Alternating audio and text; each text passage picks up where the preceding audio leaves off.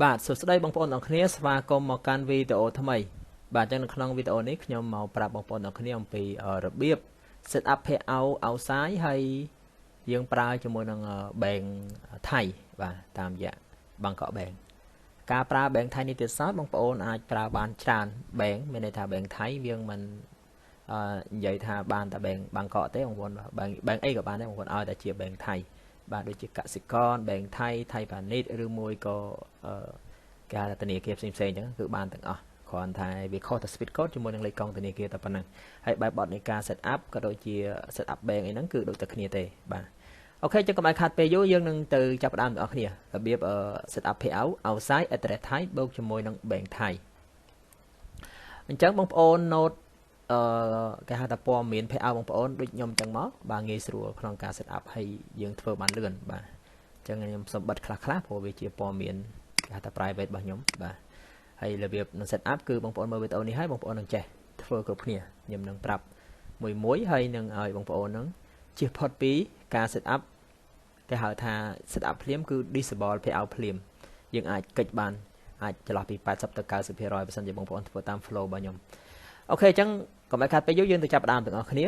ដើម្បីយើង set up កុំឲ្យមានបញ្ហា payout ខូចក៏ដូចជា disable payout បងប្អូនអាចធ្វើតាម flow ខ្ញុំមកបាទនេះគឺជា pack ដែលខ្ញុំរៀបចំ set up ថ្មីហើយ content monetization ដោយសារតែ pack នេះវាជាប់ UC បាទបងប្អូនអាចចូលមើលបាននេះបាទនេះជាប់ limit originality of content មានន័យថា LOC បាទអញ្ចឹង pack នេះវាជាប់ LOC មែនប៉ុន្តែយើង set up ហើយយើងនៅបន្តរលុយបានតាមរយៈវីដេអូ long ក៏ដូចជារូបភាពអីចឹងតែវាដាច់តាមានន័យថាវាដាច់តា real ទេវីដេអូ long ជាមួយការហោះរូបយើងនៅរលុយបានបន្ទាប់ពីយើង set up បានរួចណាអូខេអញ្ចឹងដើម្បីយើង set up បងប្អូនចុចប៊ូតុងនេះមកបាទចុចប៊ូតុង set up មកបងប្អូនបាទតើមកទេបងប្អូនចុចពាក្យថា review term តើមកទេបងប្អូនចុចពាក្យថា agree to term បាទហើយយើងចុចពាក្យថា set up account next បន្តមកទៀតវាប្រកាសជាសួរថាតើយើងចង់ set up pack ហ្នឹងជាមួយនឹង payout ចាស់ឬមួយយើងចង់បង្កើតនៅ new business មានន័យថាយើងចង់បង្កើតនៅ payout ថ្មីបាទអញ្ចឹងយើងបង្កើត payout ថ្មីចុចលើពាក្យថា create new business បាទបន្តមកទៀតបងប្អូនធ្វើការបំពេញឈ្មោះ payout បងប្អូនមកកន្លែងនេះបងប្អូនបើជាការ recommend របស់ខ្ញុំបងប្អូនកុំតន់ទៅសេឈ្មោះពិតបងប្អូនណាការណាទៅសេឈ្មោះពិតដោយសារតែឥឡូវការទៅសេឈ្មោះ payout ពិតភាគច្រើនគឺវា disable payout តែម្ដងបាទអញ្ចឹងជាការ recommend របស់ខ្ញុំបងប្អូនដាក់ជាអក្សរតាំងអីផ្សេងក៏ដូចជាយល់រួមដាក់អីដាក់សិនទៅយើងកែនៅខាងមុខបាទឥឡូវខ្ញុំចេះតែចុចប្រុសហ្នឹងបងប្អូនបាទយើងចុចចឹងបាទចាក់ដាក់ទៅបាទ last name ហ្នឹងចាក់ដាក់ទៅហើយថ្ងៃខែឆ្នាំក៏ដូចគ្នាដែរចាក់ដាក់សិនទៅបាទដាក់សិនទៅហើយនឹង country កន្លែងនេះបងប្អូនរើសយក United States សិនមកបាទប៉ុន្តែពេលទៅមុខយើងនឹង edit វាទៅជា Thailand វិញទេបាទអញ្ចឹងយើងដាក់ United States សិនមកនេះ United States of America បាទរងចាំតិចវាកំពុងតែធ្វើការនិចបន្តហើយអូខេអញ្ចឹងមកដល់ត្រង់ចំណុចនេះយើងត្រូវតែយក country នឹងរើសដាក់ Thailand វិញបាទចឹងបងប្អូនរើសដាក់ Thailand វិញមក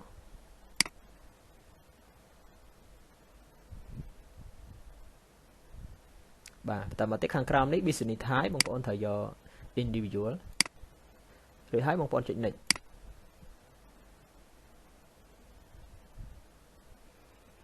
បាទបន្តមកទៀតកន្លែងនេះកន្លែងដែលយើងទៅសេឈ្មោះចិត្តដាក់ប្រុសហ្នឹងបងប្អូនត្រូវដូរវាដាក់ជាឈ្មោះពិតបងប្អូនវិញមកបាទយល់ល្អបងប្អូនដាក់ឈ្មោះដូចតាក់ញៀនបានបងប្អូនបាទជាអក្សរធំក៏បានអក្សរធំដំបូងហើយតូចក៏បានដែរឥឡូវខ្ញុំដាក់ធំទាំងអស់ទៅបាទបងប្អូនតសេក៏បានឬមួយ copy paste ក៏បានដែរបាទបន្តមកទៀតកន្លែងថ្ងៃខែឆ្នាំកណាត់បងប្អូនត្រូវដាក់ដូចឈ្មោះដូចថ្ងៃខែឆ្នាំកណាត់ពិតបងប្អូនមកបាទដូចតាក់ញៀនបានបងប្អូនមកបាទបន្ទាប់ពីបងប្អូនដាក់ថ្ងៃខែឆ្នាំកំណើតរួចរាល់ហើយខាងក្រោមនេះគឺអាសយដ្ឋាន home address អញ្ចឹងបងប្អូន copy ដាក់មក copy paste មកបាទលឿនបាទតទៅមកទៀត city បាទ city គឺយើងតែយើងយក address ថៃ city គឺបាងកកហើយ state បងប្អូនត្រូវយកបាងកកដែរ បាទ postcard code បាទ postcard code មិនប្រកាសថាដាក់ដូចខ្ញុំទេបងប្អូនបាទ address យើងដាក់ផ្សេងគ្នា postcard code បងប្អូនប្រហែលដាក់ប៉ុណ្ណឹងទៅបាទនេះគឺជាអាសយដ្ឋានរបស់ខ្ញុំចឹងខ្ញុំដាក់តាម flow របស់ខ្ញុំលេខទូរស័ព្ទបងប្អូនអាចដាក់ជាលេខខ្មែរក៏បានលេខថៃក៏បានអត់ជាបញ្ហាទេបាទដូចរាល់ហើយ email address មានន័យថា email ដែលទទួល invoice រាល់ការរលុយបានចំណូលបណ្ណាអញ្ចឹងទៅវានឹងផ្ញើសារទៅកាន់ email ហ្នឹងអញ្ចឹងបងប្អូនដាក់ email ណាដាក់ទៅអូខេបន្តមកទៀតគឺតាក់បាទបន្តមកទៀតគឺជាតាក់មានន័យថាលេខអត្តសញ្ញាណរបស់យើងដូចជាលេខ passport ឬមួយលេខអត្តសញ្ញាណប័ណ្ណdriving license សំដៅ driving license ដូចជាប័ណ្ណបើកបរហ្នឹងអាចដាក់បានបាទអញ្ចឹងខ្ញុំសូមបំពេញលេខអត្តសញ្ញាណប័ណ្ណយើងល្អបាទ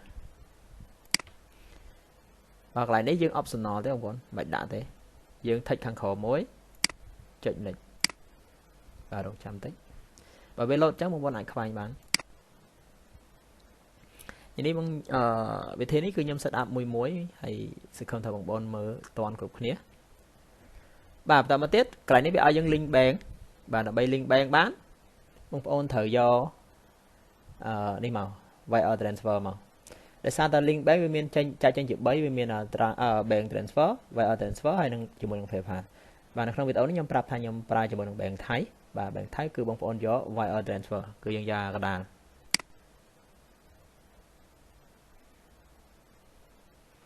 បាទតមកទៀតខាង country ហ្នឹង bank ថៃវាបោះប្រទេសថៃស្រាប់ហើយចឹង Thailand ត្រូវហើយបាទកន្លែងនេះគឺជា account holder name មានន័យថាឈ្មោះ account កងធនាគារយើងបាទ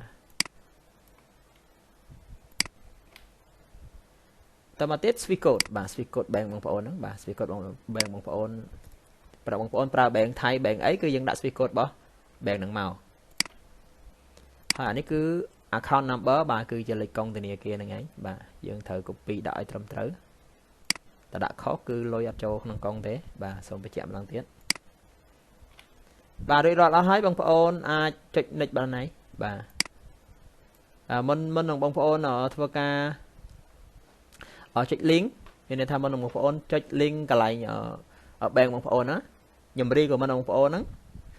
ទៅមើល payout បងប្អូនសិនថាពេលដែលយើងបង្កើតមិញហ្នឹងតើ payout ហ្នឹងវា disable auto ឬមួយក៏វាអត់ disable ទេមានន័យថាយើងបង្កើតមិញហ្នឹង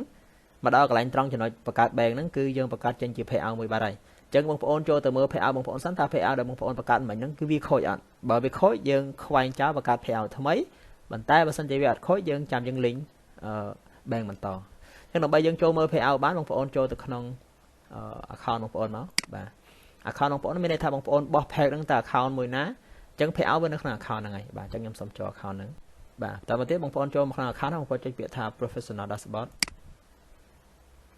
បាទ scroll ចុះមកក្រោមតិចវាមានពាក្យថា payout បងប្អូនឃើញទេបងប្អូនចុចលើវាមកបាទបន្តមកទៀតវានឹងមាន payout ថ្មីមួយដែលនៅលើគេបំផុតហ្នឹងហើយនេះគឺជា payout ដែលខ្ញុំបង្កើតមិញហ្នឹងបងប្អូនឃើញទេអញ្ចឹងពេលដែលបងប្អូនមកដល់នេះខ្ញុំសូមចុចឡើងនេះម្ដងទៀតកន្លែងយើង link bank ណាយើងអត់តន់ចុច link ទេគ្រាន់តែថាយើងមកដល់ត្រង់ចំណុចហ្នឹងគឺ payout វាត្រូវបង្កើតបានមួយហើយអញ្ចឹងបងប្អូនចូលមកមើល payout សិនថា payout ដែលយើងបង្កើតមិញនេះវាខូចអត់អញ្ចឹងបើវាចេញដូចគំរូរបស់ខ្ញុំនេះមានន័យថា payout ហ្នឹងគឺវាអត់ខូចទេយើងអាច link bank បន្តទៅមុខទៀតបាន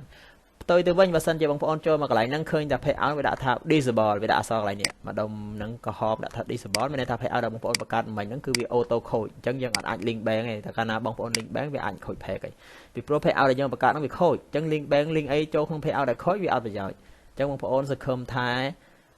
ខ្ញុំនិយាយអញ្ចឹងបងប្អូនស្ដាប់តន់អញ្ចឹងបើសិនគំរូរបស់ខ្ញុំហ្នឹង payout ហ្នឹងគឺនៅល្អបង្កើតមិញហ្នឹងថ្មីអត់ខូចទេអញ្ចឹងបងប្អូនអាច link bank បានហើយអញ្ចឹងដើម្បី link bank បានបងប្អូនអាចចូលមកកន្លែងនេះមកនេះបងប្អូន link payout method បាទកន្លែងនេះហើយគឺកន្លែងសំខាន់ជាងគេបងប្អូនកន្លែងដែលយើងអាចគិតពី verify document ក៏ដូចជា disable payout ហ្នឹងគឺយើងកន្លែងមិញហ្នឹងឯងបាទអញ្ចឹងមកដល់កន្លែង add តាក់នេះគឺបងប្អូនអាច add ធម្មតាមកបាទ add តាក់ info ចុចមក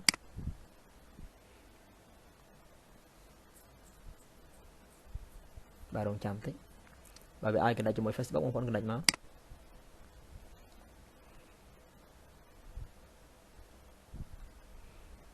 បាទមកដល់ត្រង់ចំណុចរើសរើសបំពេញតាក់បងប្អូនធ្វើតាមខ្ញុំមកបងប្អូនបាទត្រង់ចំណុចបងប្អូនយក no ខាងក្រោមនេះយក no ដែរហើយយើងចុច next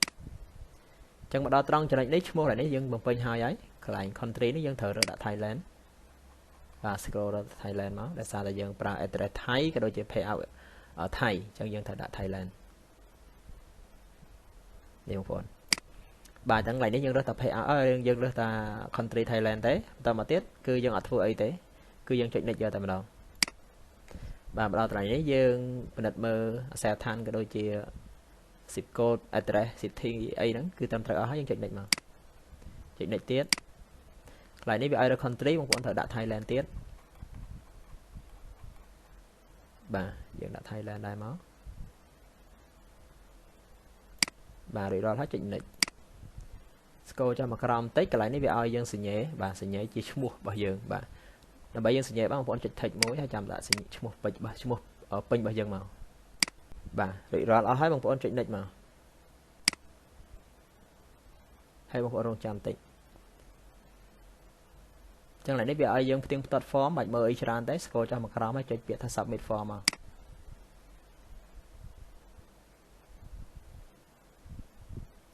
បាទអញ្ចឹងកន្លែងនេះគឺវាដាក់ថាតាក់របស់យើងត្រូវបានទទួលស្គាល់មានន័យថាតាក់របស់យើងធ្លាប់ set up payout ច្រើនដែរអញ្ចឹងមានន័យថាតាក់របស់យើងហ្នឹងគឺវាងាយនឹងស្គាល់អញ្ចឹងបើវាស្គាល់ complete ហើយយើងត្រូវចុច next សំតោះចុច done យកតែម្ដងមកច្រឡំ done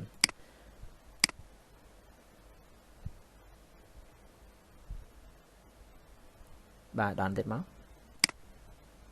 បាទចុច done ទៀតហើយចុចពាក្យថា submit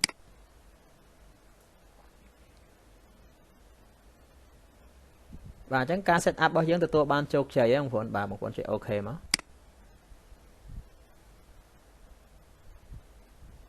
អូខេអញ្ចឹងកន្លែងនេះវាប្រកាសជា load លឿងហើយ CM ហ្នឹងគាត់ជា load លឿងដោយសារតែវាជាប់ UC ឬមួយ LOC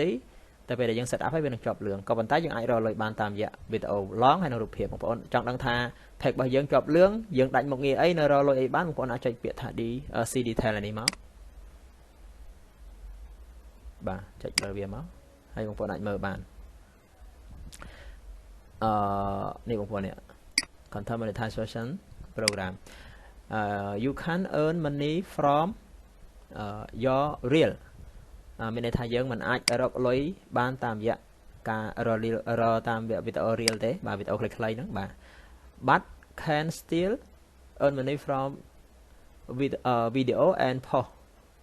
with image or text មានន័យថាបងប្អូនមិនអាចរកលុយតាមរយៈវីដេអូ reel ប៉ុន្តែបងប្អូនអាចរកលុយតាមរយៈវីដេអូ long និងការ post រូបជាហើយនឹងការសរសេរអក្សរ